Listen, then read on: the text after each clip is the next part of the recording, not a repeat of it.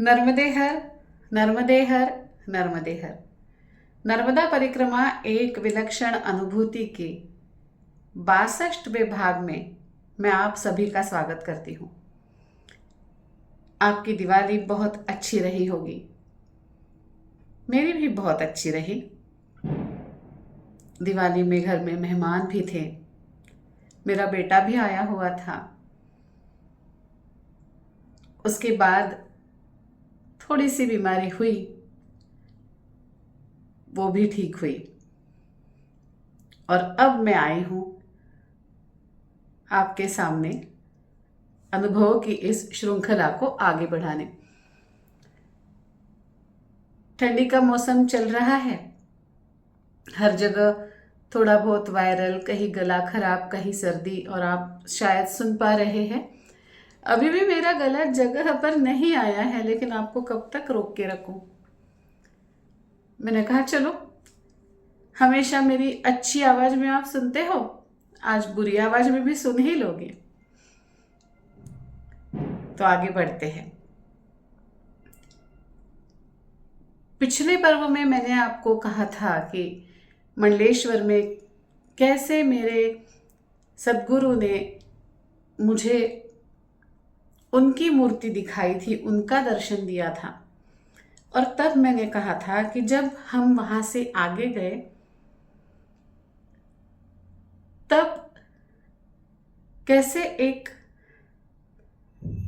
साधु महाराज जी ने मुझे जोर से डांट लगाई थी। मैंने आपको कहा था माता जी डांट लगाती है, मैंने आपको कहा था माता जी लाड़ प्यार भी करती हैं। जब जिस चीज की जरूरत होती है तब वो चीज हमें मिलती है और हमें पता ही नहीं चलता। अब इस अनुभव की तरफ चलते हैं। हुआ यूं कि मंडलेश्वर से हम फिर आगे चलते रहे। यहां से आगे लक्कड़कोट की झाड़ी भी आती है, उसके पहले आता है बड़वाहा, उसके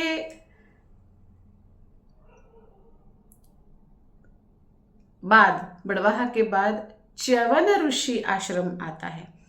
च्यवन ऋषि आश्रम, ये आपने च्यवनप्राश का नाम सुना है ना? इसकी उत्पत्ति जहां हुई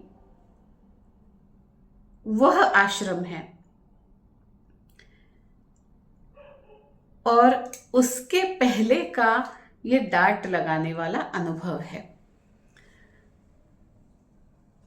हम दूसरे दिन जहांगीरदार काका के यहां से आगे बढ़े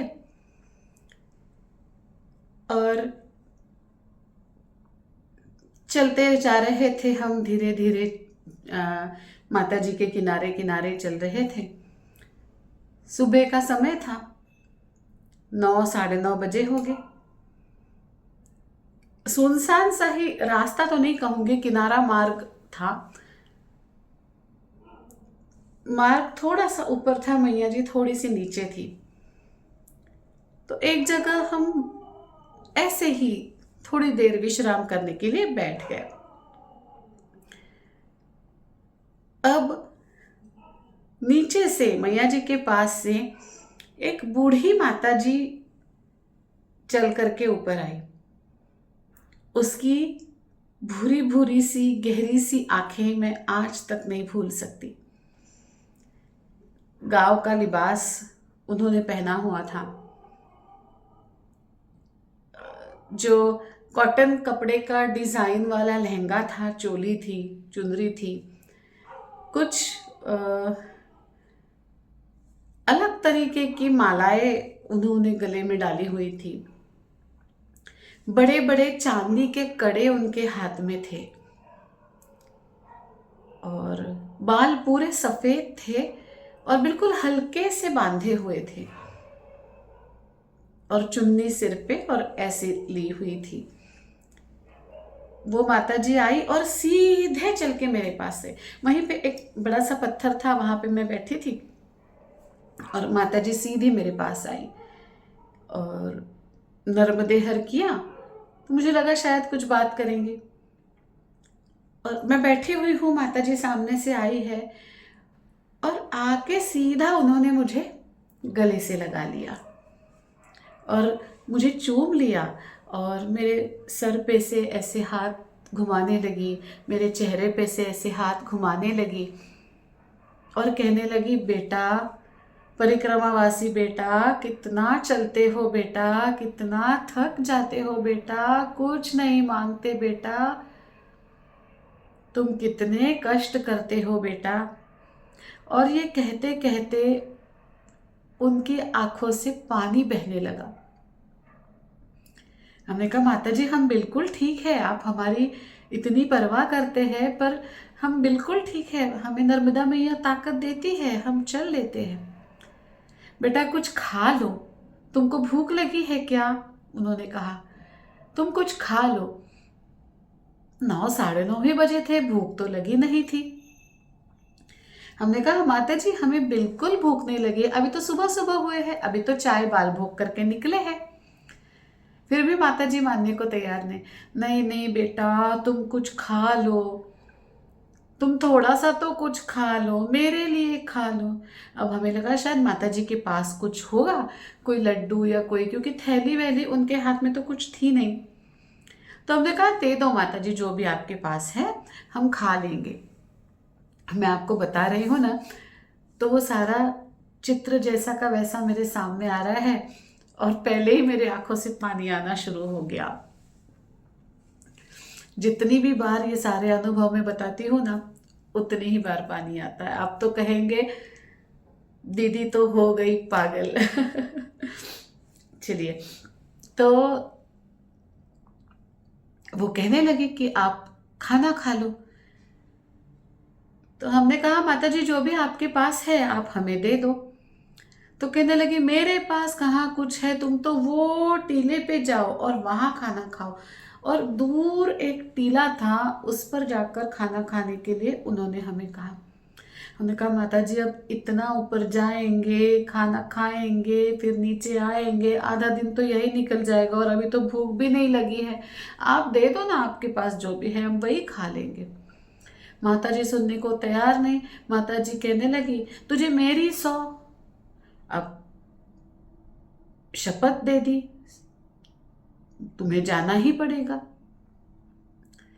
अब मैं तो ये सोच के पानी पानी हो रही थी कि वो कौन माता जी, कहाँ की माता जी, कैसी, ना मैं उन्हें जानती हूँ ना वो मुझे जानती है, पर उनका दिल मेरे लिए किस तरह से टूट रहा है, मैं कुछ दो। अस्थमा एक गंभीर समस्या है। इसमें श्वसन मार्ग में सूजन आती है, कफ हो जाता है और चलने बोलने में असुविधा होती है। इसका कारण रोग प्रतिकार शक्ति की कमी होना है। ऐसे में एलर्जी भी होती है। टिश्यू सॉल्ट थेरेपी श्वसन मार्ग की सूजन कम करती है, रोग प्रतिकार शक्ति बढ़ाती है और अस्थमा से राहत दिलाती है। टिश्यू सॉल्ट थेरेपी एक प्रभावी चिकित्सा पद्धति है जिसके कोई साइड इफेक्ट्स नहीं होते। अगर आपको भी अस्थमा की समस्या है तो संपर्क करें डॉक्टर सुरुचि 9823-653-511 पर। भी नहीं लगी है, आप दे दो ना, आपके पास जो भी है हम वही खा लेंगे।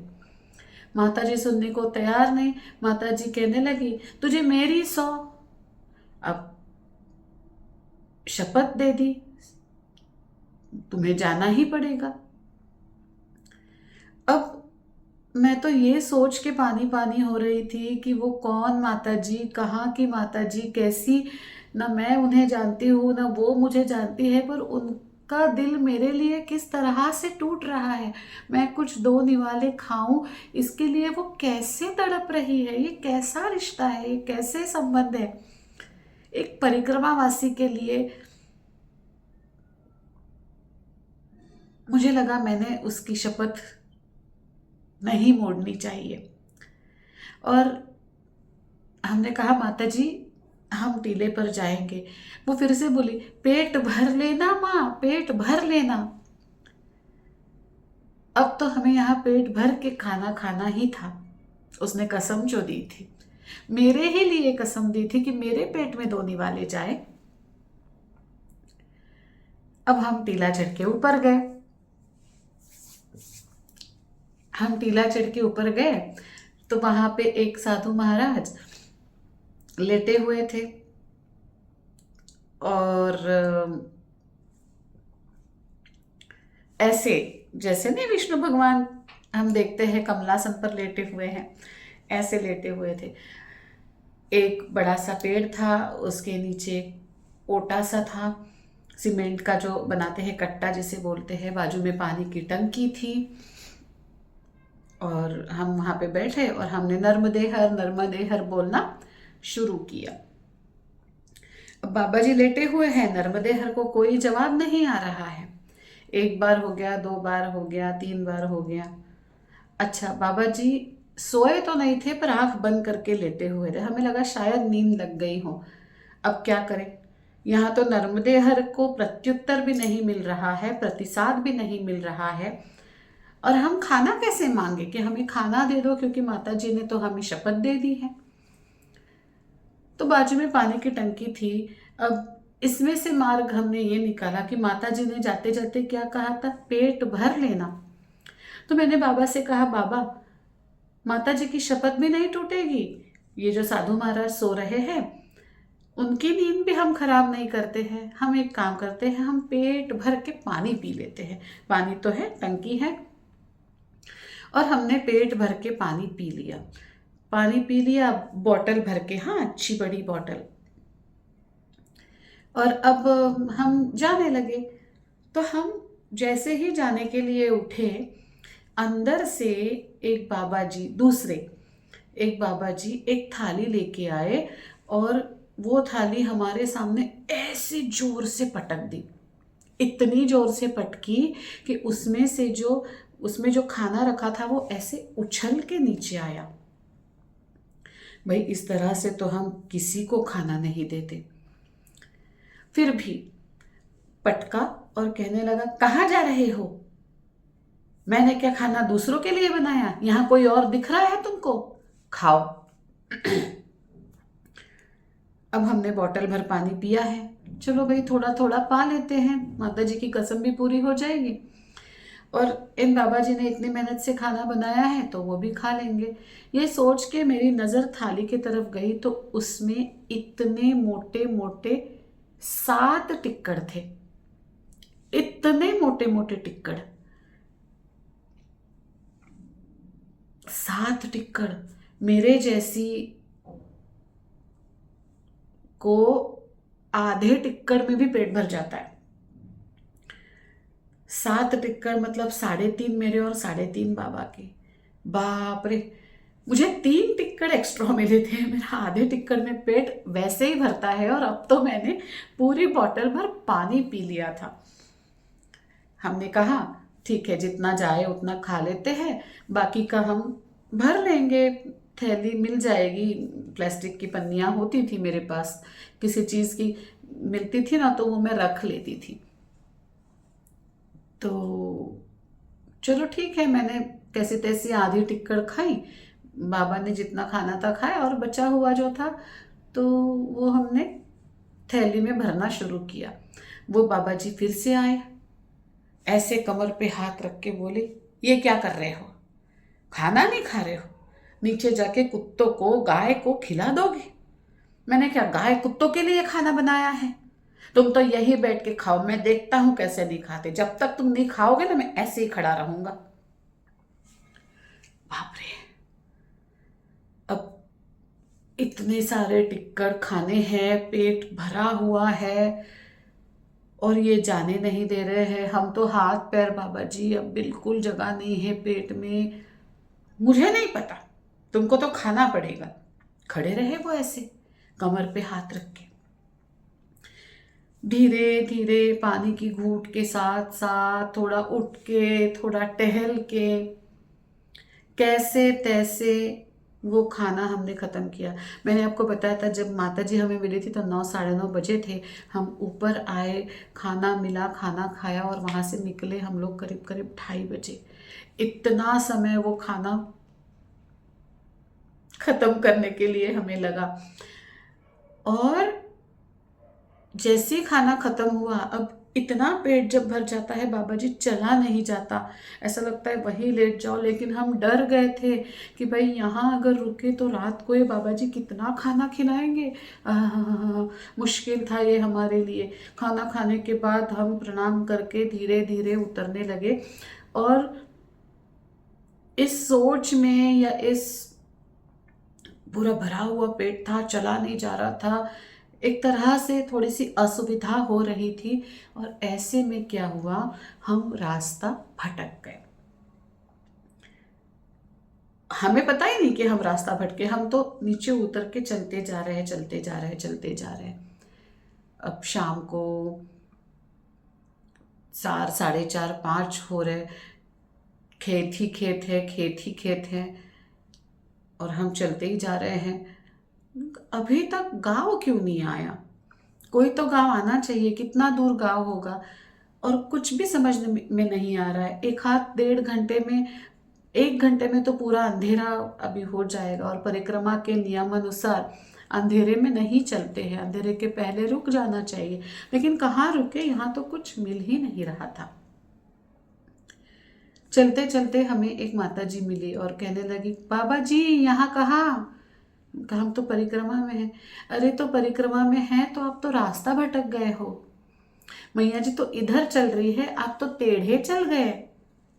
अरे मतलब मैया का किनारा छोड़ करके हम थोड़ा सा अलग मार्ग पे लग गए थे। उल्टा तो नहीं जा रहे थे, मैया लांघने तो नहीं वाले थे, लेकिन मैया सीधी चल रही थी, हम टेढ़ा किसी और दिशा में चलने लग गए थे। अब क्या करें? तो बोले, थोड़ा तेज तेज चलोगे तो विमलेश्वर का रास्ता बता देती हूँ, और नहीं तो मेरी ये झोपड़ी है, यहाँ पे तो कोई रहता नहीं है, खाने पीने को तो आपको मिलेगा नहीं। हाँ भाई, रात को आप यहाँ पे रह सकते हो। बाबा ने कहा, चले चलते हैं। और फिर हम जो तेज चलने लगे, माता जी ने विमलेश्वर का रास्ता बताया था, और हम विमलेश्वर की तरफ बड़े तेजी से चलने लग गए। दौड़ ही रहे थे मानो। अंधेरा तो हो ही चुका था, इतना पेट भर गया था कि चलना मुश्किल हो रहा था, लेकिन उसमें हमें दौड़ना पड़ रहा था क्योंकि रास्ता जंगल सा था। अंधेरा बीच रास्ते में हो ही गया हमें, और बिल्कुल दौड़ते धापते हम लोग विमलेश्वर पहुंचे। वहाँ पे एक पुरातन शिव मंदिर है, वहाँ पे एक माता जी थी, काफ़ी उम्र की माता जी थी। वहाँ हम गए और माता जी से कहा कि माता जी ऐसा ऐसा हुआ है, और हम यहाँ पे आसन लगाने की अनुमति चाहते हैं। माता जी ने कहा, आसन वासन तो तुम लगा लो, मेरे पास कुछ नहीं है, ये मंदिर है, अब तुमको जो करना है करो। अब ठीक है, अब तो इतने थक गए थे कि हमें बस सोने का मन हो रहा था। और माता जी हमें कहने लगी, देखो बेटा, मैं तो एक टाइम ही खाना खाती हूँ, वो भी मैं खुद बनाती नहीं हूँ। 80-85 के ऊपर माता जी की उम्र होगी। मुझे तो कोई आके खाना दे के जाता है तो मैं तो सुबह खाती हूँ। हाँ, बस मैं चाय बना के दे सकती हूँ, तुम चाहो तो चाय बना के ले लो, यहाँ पे सामान रखा है, दूध नहीं है, काली चाय मिल जाएगी। आपको लगा होगा कि हम थके हुए हैं, हमें खाने की ज़रूरत है, पर मैं एक बात बताऊँ, सुबह इतना खाना खाना था, हमको माता जी की बात सुन के इतना अच्छा लगा कि अब कोई हमें खाना नहीं खिलाएगा। मैंने थोड़ी थोड़ी चाय बना ली और चाय पी के हम वहाँ पे सो गए। अब देखिए, ये पूरे अनुभव में एक बात आपको ध्यान में आई है क्या? वो जो पहली माता जी हमें मिली थी, जो मैया जी से चढ़ कर के ऊपर आई थी, उसे पता था कि आज हमें रास्ते में न खाना मिलने वाला है, आज हमें रास्ते में न पानी मिलने वाला है, आज हम रास्ता भटकने वाले हैं, और रास्ता भटकने के बाद हम जहाँ जाएंगे वहाँ पे भी हमें खाना नहीं मिलने वाला। और इसलिए उसने अपनी शपथ देकर हमें पानी भी पिलाया और हमें खाना भी खिलाया। जब पहले मैं आपको ये बात बता रही थी तो ये सारा चित्र जो मेरे आंखों के सामने था, और मुझे ये बात सोच के ही मेरा मन भर के आ रहा था माता जी हमें जो चाहिए, हमें जो जब चाहिए वो सब वैसे ही देती है। चाहिए का मतलब इच्छा नहीं है।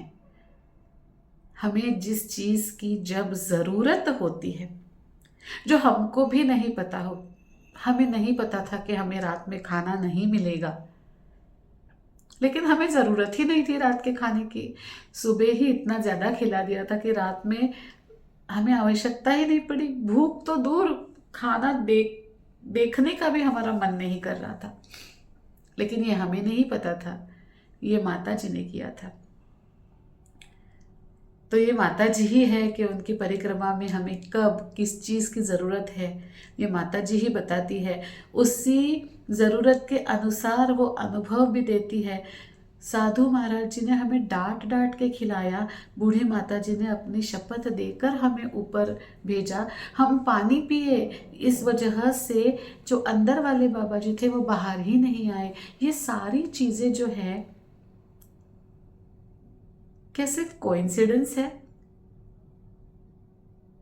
ये ऐसी ही घटी घटनाएं हैं?